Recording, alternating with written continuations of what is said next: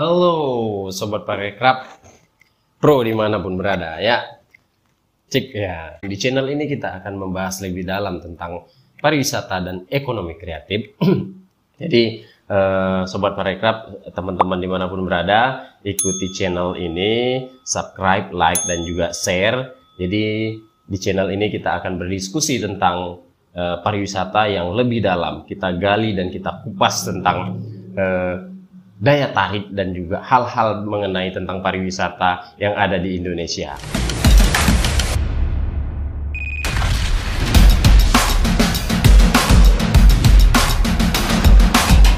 Oke Sobat Parekraf, di sesi kali ini saya ingin membahas tentang tentang PON 2024 kemarin yang diadakan di Aceh dan Sumut di dua provinsi ini, yang diikuti dari sekitar 67 provinsi yang ada di Indonesia, itu di 33 provinsi yang ada di Aceh dan 34 provinsi di Sumatera Utara.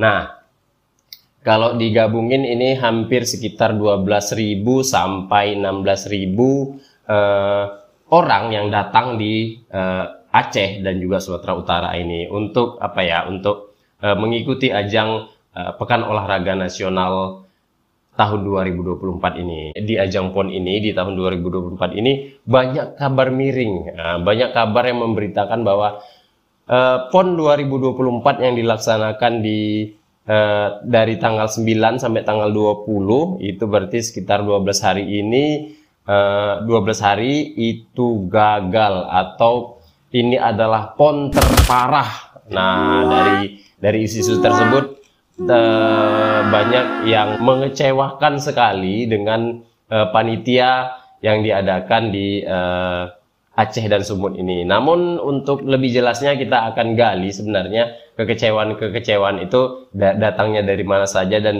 siapa saja yang memberitakan tentang keburukan atau kelemahan dari PON 2024.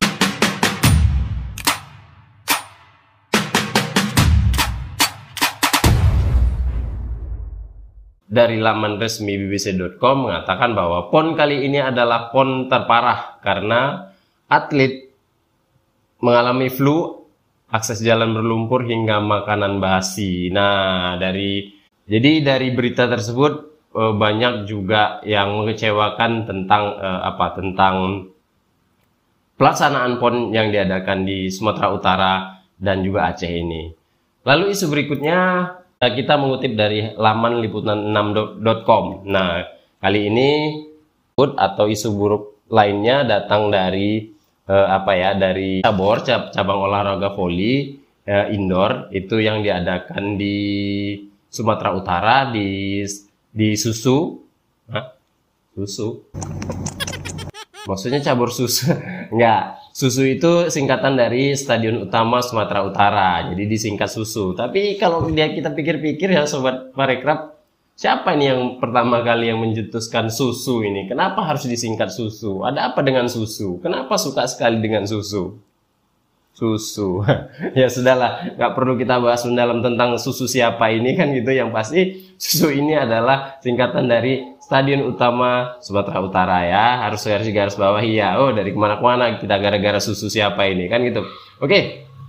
Jadi berita buruk kedua mengatakan bahwa venue PON Aceh Sumut 2024 itu nggak layak wisata.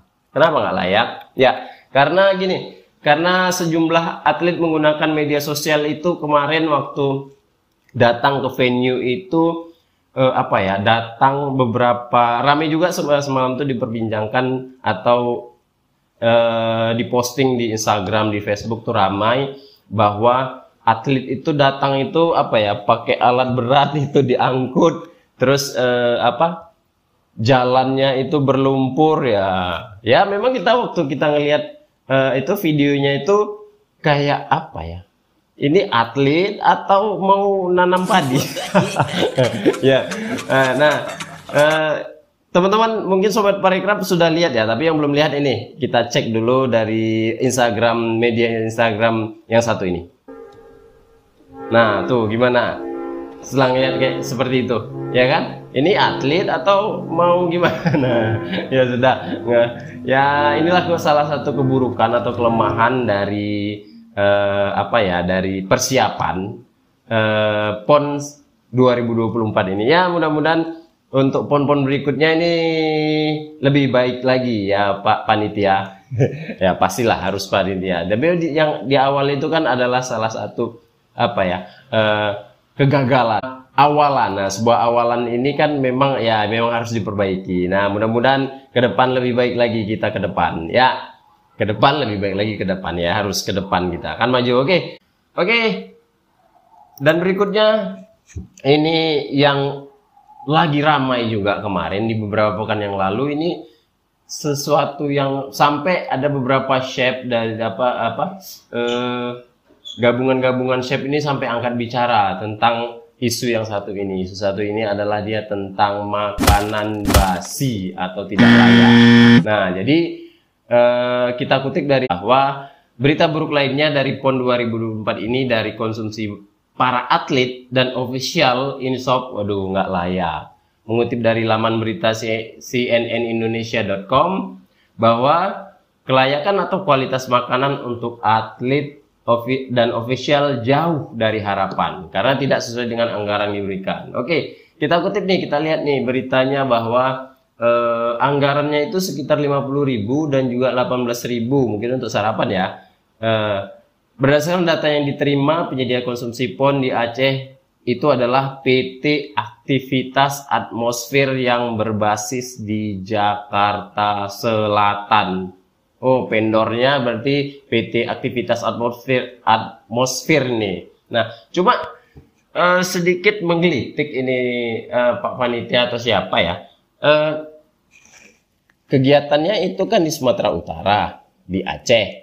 Vendornya di Jakarta. Ini kan kalau bisa dibilang ujung pulau Sumatera dengan Jawa. Kan jauh banget ini kan. Tapi malah vendornya kenapa sih? Timbul pertanyaan nih, kenapa nggak pakai vendor dari lokal saja? Nah, namanya kan inilah kesempatan bagi pemberdayaan bagi pengusaha-pengusaha lokal yang ada di Sumut dan Aceh. Nah, ya mungkin ya hal-hal masalah teknis mungkin ya. Mungkin dari vendor ini ya sudah bagus, tapi mungkin karena ya dari vendor ini ya titip jadi berkurang ya, atau jadi titip ya jadi agak lambat ya, tapi ya sudahlah, kita tidak membahas tentang itu. Jadi mudah-mudahan ke depan Pak Panitia PON ya kalau bisa ya panitianya dari lokal dong, pemberdayaan. Oke, next. Lanjut di berita berikutnya, ini yang juga ramai kemarin, yang sempat lucu sih, saya menganggapnya ini lucu. Sebenarnya ini pertandingan tinju, gulat, atau pertandingan apa? Karena sesama pemain ini adu jotos. Adu jotos ini pertandingan apa? Nah, salah satu isu yang yang berkembang juga, yang sangat ramai kemarin diperbincangkan di PON 2024, bahwa kita kutip dari detik.com, wasit dipukul pemain. Wah, udah tahu lah ya berita yang kemarin ya. Wasit bernama Eko, ya masuk Pak Eko. Ya masuk Eko. Pak Eko masuk. Ya, setelah Pak Eko ngapain masuk? Kena pukul kan? Oke. Ya, wasit bernama Eko Agus Sugiharto dipukul oleh pemain saat memimpin laga antara Aceh dan juga Sulawesi Tengah nih. Nah, katanya nih Pak Eko nih, karena Pak Eko ini nggak fair play, nggak adil dalam memimpin pertandingan, sehingga pihak dari Sulawesi Tengah mensikut atau memukul wasit tersebut. Nah, itu makanya saya sebutkan tadi ini karena kurangnya sportivitas atau seperti apa ya, kita tidak tahu, mengakibatkan arena bola kaki menjadi arena tinju gulat. Petinju ya kan. Oke, ya sudahlah. Mudah-mudahan lebih bagus lagi, lebih baik lagi ke depannya ya Pak Eko ya, bukan Pak Ekonya, tapi semuanya harus saling menjaga sportivitas. Nah, ini tidak jauh lagi juga dari apa ya, pemain bola kaki, tapi ini datangnya dari futsal putri. Kemarin futsal putri itu apa juga diisukan juga, kemarin juga sempat heboh bahwa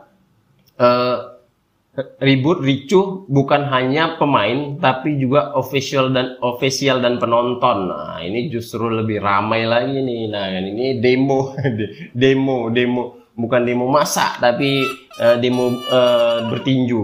Ini main futsal, bro. Oke. Dikutip dari Detik Sumut juga bahwa perebutan medali perunggu cabur futsal putri antara Sumut dan Papua Barat sempat berlangsung panas. Hal ini dia dilantaran keputusan wasit yang dinilai aneh dan memancing emosi. Puncaknya, ya kan, puncak-puncaknya tuh kedua tim terlibat saling dorong, bahkan sempat terjadi baku pukul antara ofisial ya. Aduh, sis, nah, ini cewek-cewek nih kan, perempuan cewek-cewek malah lebih sangar daripada yang tadi ya, lebih cowok tadi. Kalau tadi kan cuma hanya satu pemain ikut wasit, kalau ini pemain official apa ya, rebutan kan, mungkin rebutan cewek. Ya udah sudahlah. Nah, jadi mudah-mudahan untuk ke depan ini lebih baik lagi kita. Nah, kita sekarang apa ya? Kita berkaca dari timnas kita lah. Tim nasional kita kan sekarang sudah harum wanginya di negara-negara kan, sportivitas kan gitu. Nah, jadi mungkin untuk ke depan untuk cabang olahraga bola kaki ini agak lebih calm down, lebih sportif. Bukan hanya sekedar pemain dan official tapi juga panitia dalam memimpin pertandingan. Nah, terus ada lagi nih yang penutup sebagai, sebenarnya banyak sih, banyak sekali isu-isu yang berkembang di yang ada di PON 2024 ini. Ada juga kabar-kabar terakhir tuh tadi yang baru tayang tuh kalau nggak salah, ada beberapa kontingen atau beberapa provinsi tuh belum dibayarkan nih pemenang-pemenangnya. Nah, itu juga sempat rame juga tuh semalam di Instagram Sobat Parekraf. Nah, ini kita nggak tahu masalah teknis atau gimana, ya kita nggak tahu. Yang pasti itu sempat jadi berita hangat juga bahwa ada beberapa keuangan yang belum ditransfer ke beberapa pihak pemenang atau kontingen di provinsi-provinsi. Nah, mudah-mudahan segera selesai ya Pak. Nah, dan dari serangkaian acara tersebut, ini menurut saya yang agak menggelitik, kocak, lucu kan gitu. Lucunya begini, di acara penutupan di closing ceremony di tanggal 20 kemarin ya, September kemarin, itu kan di Stadion Susu lagi. Apa tadi susu? Stadion Utama Sumatera Utara, bukan susu yang itu ya. Oke.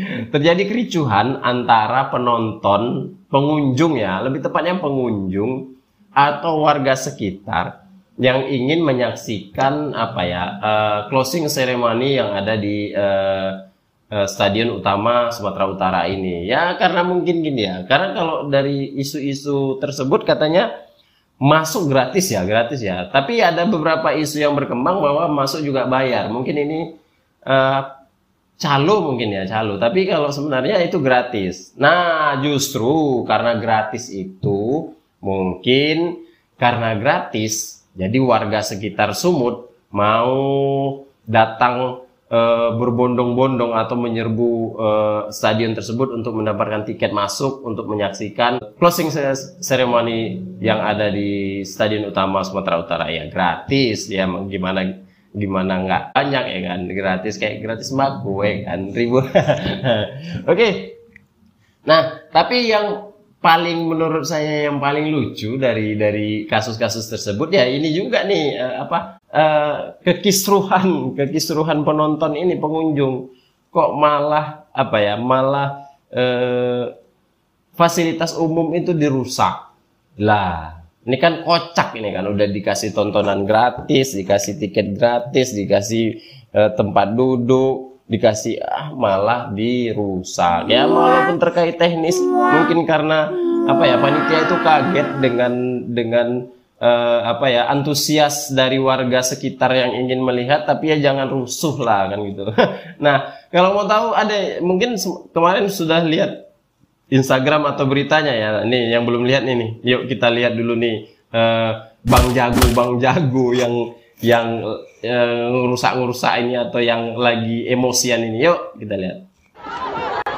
Nah, gimana teman-teman? Ya, yang komentar aja setelah lihat video ini dari dari media Instagram Medan Talk nih. Kita ambil ini tuh ribut di fasilitas dirusak. Gila Lundro. Halo Bang Jago. Tuh fasilitas baru dibangun ya kan. Masa lu udah main rusak-rusak aja ya kan? Ya kan? Nah, nanti kalau udah ngangkrak baru juga nggak boleh dirusak ya kan. Oke. Dah, tapi masalah kericuhan tersebut sampai apa ya, wali kota, mantan wali kota, mantan atau belum sih Pak Bobi wali kota Medan, dah mantan belum? Komen dah di bawah, takut salah kan gitu. Nah, masa itulah kita bilang, masa itu wali kota Medan Pak Bobi Nasution sampai diserang netizen karena kerisuhan tentang PON ini. Katanya Pak Bobi begini kan gitu. Nah, isu-isu tersebut Pak Bobi mengangkat atau mengklarifikasi bahwa itu bukan ranah saya, kata Pak Bobi. Nah, itu di berita di liputan6.com tuh. Aku banyak terima keluhan soal PON di medsos. Nah, Bobi Nasution, itu bukan ranah saya. Nah, kemarin sempat ngelihat komentarnya tuh di sosial media.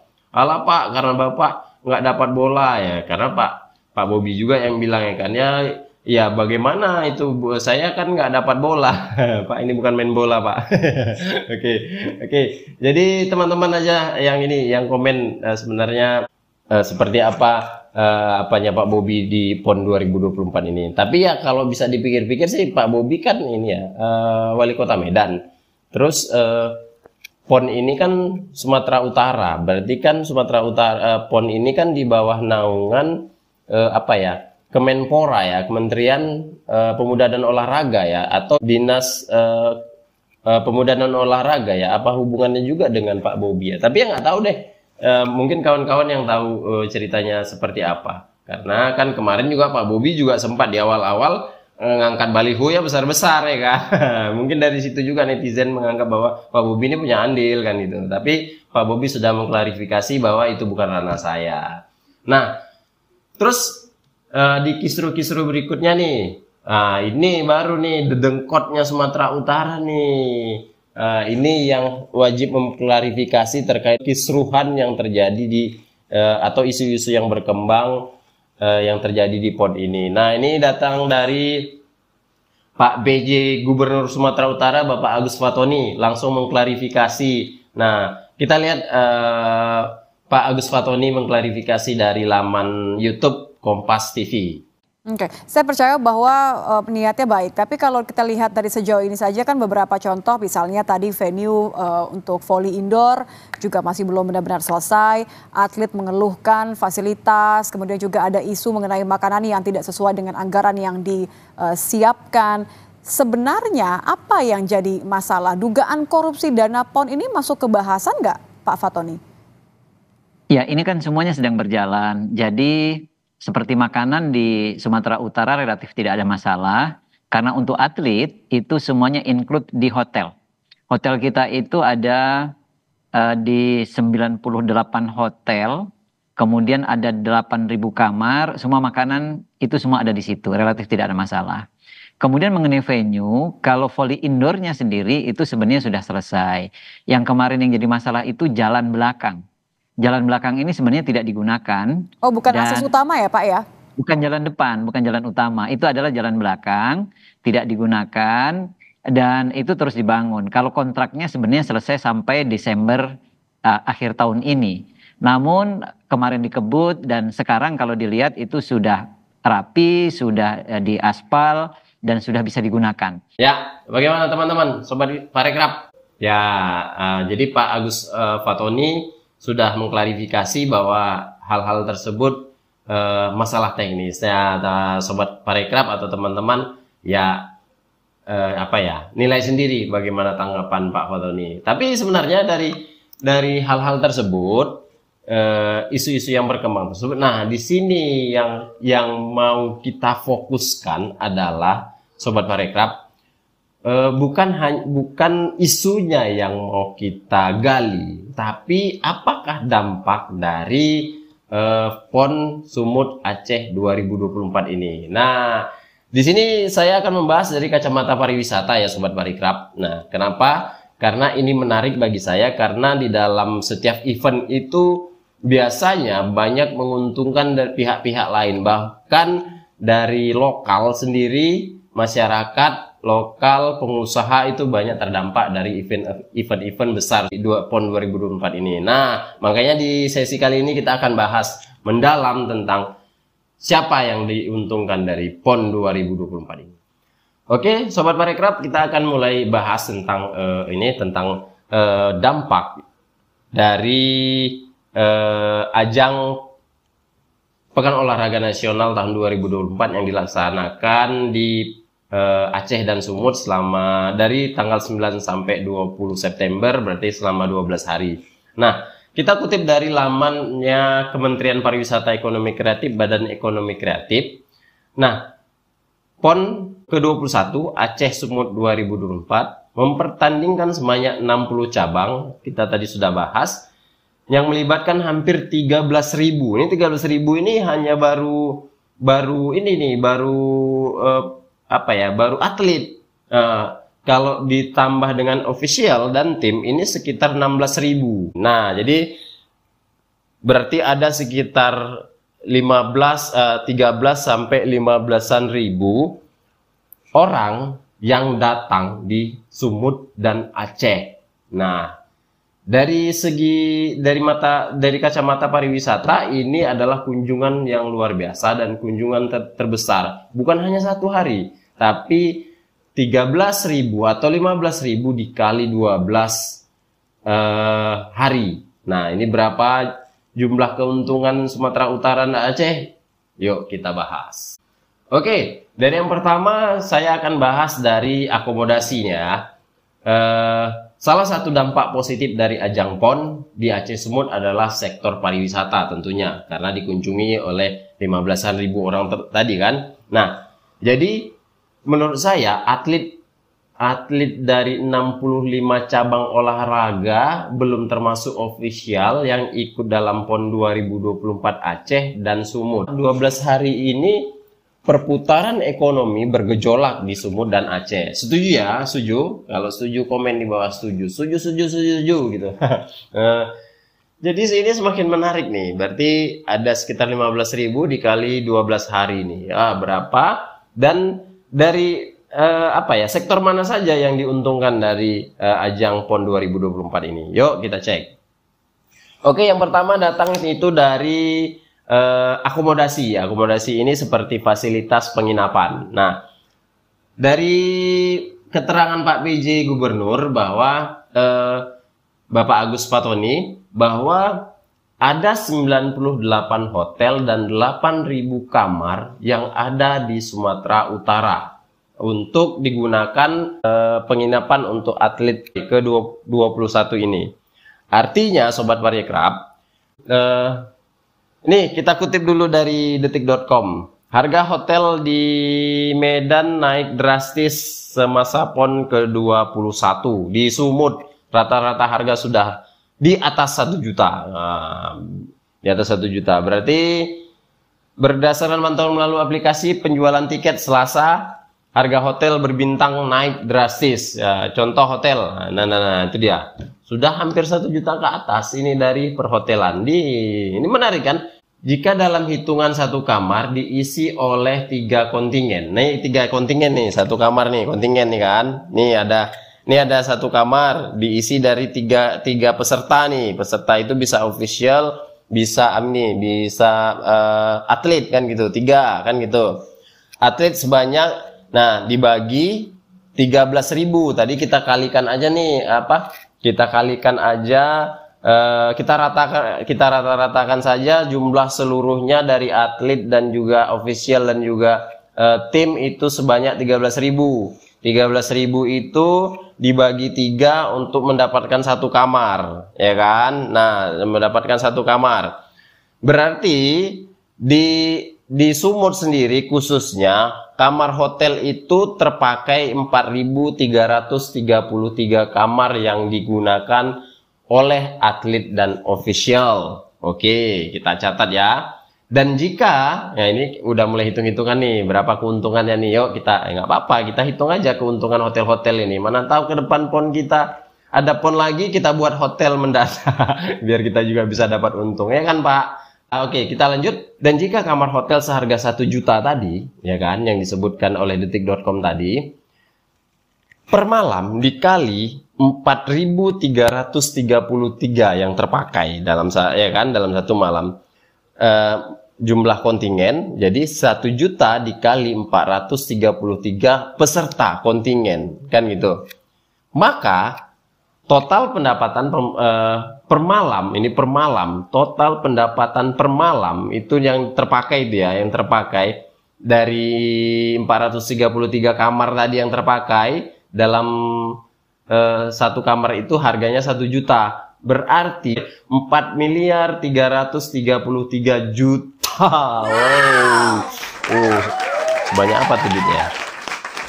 Iya. Wow, fantastis ya. Fantastis ya. Oke, tapi tunggu, sabar dulu sob. Sabar dulu sobat Parekraf, sabar dulu. Itu kan tadi baru satu malam kita hitung. Satu malam itu 4.333 juta, ya kan? Ini kan ada 12 malam nih, dari tanggal 9 sampai tanggal 20 September kan. Berarti kan ada 12 malam nih kan gitu. Berarti pendapatan satu malam 4.333 juta dikali 12 sama dengan 51.996 juta. Wow, sedap. Ini baru kita bahas satu sektor, bro. Baru kita bahas satu subsektor pariwisata. Udah pendapatannya 51.996 juta.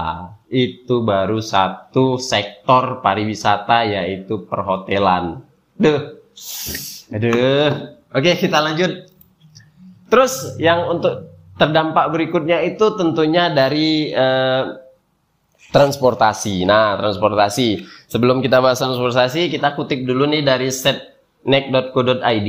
Nah, ini dari kita laman dari setnek.co.id, Kementerian Sekretariat Negara Republik Indonesia mengatakan bahwa Panitia Besar Pekan Olahraga Nasional Wilayah Sumatera Utara menyiapkan sebanyak 967 unit kendaraan untuk memberikan pelayanan transportasi selama kegiatan PON ke-21 tahun 2024 berlangsung. Kita catat ya. Berarti yang digunakan 967. Ini yang terdata saja nih, 967 kendaraan. Oke? Lalu, jika kita hitung dalam satu unit, nah ini di rata-rata di Sumut nih, jasa sewa tersebut sekitar 500.000. Nah, biasanya kan kalau kita sewa di Sumatera Utara ini kan ada yang 300, 500 sampai range 1.500.000 kan. Tapi ini kita buat rata-rata per hari aja 500.000. Lain minyak, lain makan, lain supir, lain driver, lain biaya kelakuan kan gitu kan. Ini 500.000 aja kita buat kan. 500 kita buat per hari sewanya. Jadi 500 dikali jumlah kendaraan yang dipakai 967 unit, berarti totalnya adalah 483.500.000 rupiah per hari. Wih, ini kalau yang punya agent ini udah bisa punya showroom apalah ya, udah bisa beli berapa unit mobil lagi nih ya. Oke, sabar dulu, itu baru satu. Berarti dalam satu hari dari apa tadi, pendapatan atau biaya sewa itu 483.500.000 rupiah. Ini baru 1 hari. Baru kita kalikan 12 adalah sebesar 5.802.000.000 rupiah. Transportasi. Nah, besok Pak sering-sering buat pon di sini, Pak. Biar kita berani, kita udah mulai kredit mobil ya kan. Ya, ada pendapatannya 5M, Bro, ya kan? Oke. Nah, itu baru dua unit dua sektor yang kita bahas. Keuntungan atau dampak signifikan dari kegiatan Pekan Olahraga Nasional 2024 ini. Nah, lalu di dampak berikutnya atau di manfaat berikutnya dari PON 2024 ini adalah salah satunya dari UKM nih. Nah, UKM kebagian juga nggak nih? Jangan hanya hanya nonton-nonton aja ya, orang yang datang, pengusaha juga yang enak, ada event-event pengusaha juga yang enak, ya kan gitu. Nah, jadi tadi kita sudah bahas kan dari fasilitas pendukung dari kegiatan tersebut. Lalu apakah dari sektor UMKM ini juga mendapat manfaat dari ajang Pekan Olahraga Nasional 2024? Nah, mengutip dari antaranews.com, pemerintah Provinsi Sumatera Utara melalui Dinas Koperasi Usaha Kecil dan Menengah, Diskop UKM, mengatakan omset UKM selama Pekan Olahraga Nasional PON ke-21 Aceh Sumut mencapai 3M. 3M. Berarti selama 12 hari itu ya, Pak Kemenkop, Pak Kemenkop ya. Berarti selama 12 hari berlangsung, pendapatan dari UMKM itu sekitar 3 miliar. 3 miliar itu dibagi menjadi di bawah sekitar 500 UKM sudah termasuk pada pesta bazar, ajang tambahan maupun yang di daerah seperti Kota Siantar, Kabupaten Kota, Kabupaten Langkat, Kota Binjai, dan Kabupaten Deli Serdang. Oke. Berarti ya lumayan lah. Terima kasih nih buat Kementerian Pemuda dan Olahraga nih, sering-sering ngadain ajang-ajang seperti ini biar UMKM kita nih dapat dampak juga tuh dari kegiatan ini, ya kan? Lalu berikutnya yang dapat dampak dari PON 2024 ini adalah, nah ini nih sebagai penutup nih Sobat Parekraf, dan tak kalah menariknya juga kan dari PON 2024 ini kan adalah salah satu juga mengangkat citra pariwisata dan kebudayaan yang ada di daerah tersebut. Apalagi Sumatera Utara dan Aceh ini kan kental dengan etniknya atau kebudayaannya. Kalau bisa dibilang miniaturnya Indonesia tuh ya Sumatera Utara, karena banyak suku tuh di situ kan gitu. Nah, makanya menurut dari pandangan kacamata pariwisata, saya pribadi bahwa ini adalah kesempatan baik untuk memperkenalkan pariwisata dan kebudayaan nih melalui PON 2024 ini. Nah, sedikit saya bahas tentang PON tentang kebudayaan, tentang pariwisata, dampak signifikannya tersebut ya dari kebudayaan kan gitu. Kenapa? Karena gini, dari closing ceremony kemarin kan itu sangat banyak tampilan dari seni seni tari, dance, semuanya itu kan hampir pelaku seni itu dapat manfaat pastinya dari ajang tersebut. Nah, kita kutip dari laman sumutprop.go.id. Nah, sebagai tambahan untuk hiburan untuk closing ceremony, panitia akan mengerahkan 1.200 orang talent yang terdiri dari para penari multi etnis dari Aceh dan Sumut, paduan suara, marching band, IPDN, Jatinangor, serta band lokal. Juga ada peserta kembang api sebagai penutup. Nah, ini kan menarik nih kan gitu. Jadi bukan hanya PON Aceh Sumut ini bukan hanya sekedar ajang olahraga, tapi juga mengangkat citra pariwisata dan kebudayaan yang ada di daerah terkhusus Sumatera Utara dan Aceh ini. Nah, berarti kalau bisa kita bilang yang dapat manfaat dari PON Aceh ini berarti sekitar 1.200 orang, ya, dikutip dari sumutfrop.go.id tadi. Nah, kita kalikan saja menurut kita bahwa jika dalam satu orang itu honorium atau honornya Rp500.000 dikali 1.200, ya. Serangkaian acara dari latihan, dari proses latihan, dari sampai closing ceremony tersebut Rp500.000. Berarti perputaran keuangan di situ hampir 600 juta rupiah. Ya. Yes. Terima kasih nih buat Kementerian Pemuda dan Olahraga dan juga istilahnya untuk PJ Gubernur, untuk semua yang terkait nih sering-sering mengadakan hal seperti ini. Yang berikutnya di saat penutupan ini sangat menarik. Kemarin mungkin sobat wisata tuh ada yang sudah datang tuh ya, sudah datang ngelihat prosesnya. Kita tinggalkan aja rusuh-rusuh tadi ya kan. Saya ngelihat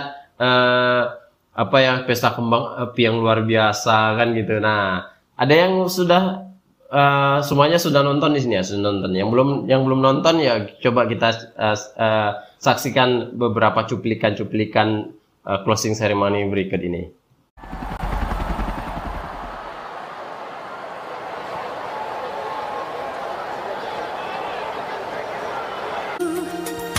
Tujuan sejati menunggumu sudah.